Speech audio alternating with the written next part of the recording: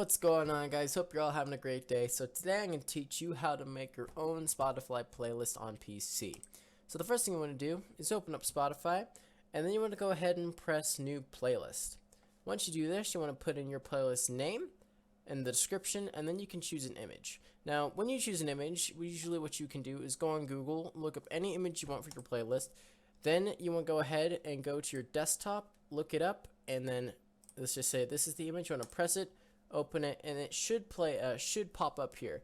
It also might just say that the image is too small, in which case you're gonna have to find a different image, but honestly it's not that hard to find an image that will fit.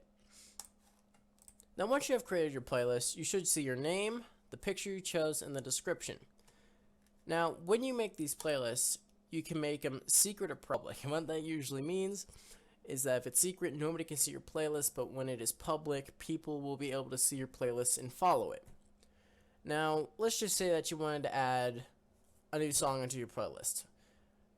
Well, all you have to do here is search up a song. So let's just search up Billie Jean, and then you can add it onto that playlist by pressing the 3 white dots and pressing the playlist that you've made, and then it should be added automatically. Now, once you do that, it should be here, and you can make a playlist as long as you want.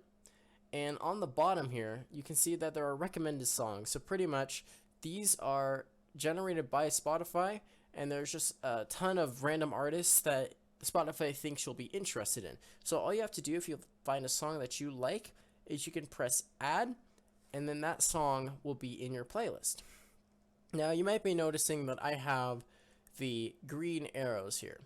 What that pretty much is, that is just for a Spotify Premium, and what that does is it skips commercials and it allows you to download songs when you're offline and when you're online. So if you're offline, then you'll be able to listen to all the songs you want, regardless if you have Wi-Fi or not.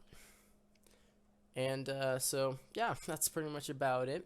If you guys like this video, don't forget to hit that thumbs up button. Make sure to subscribe and comment down below if you like this type of content and if you want me to show you guys how to do anything else.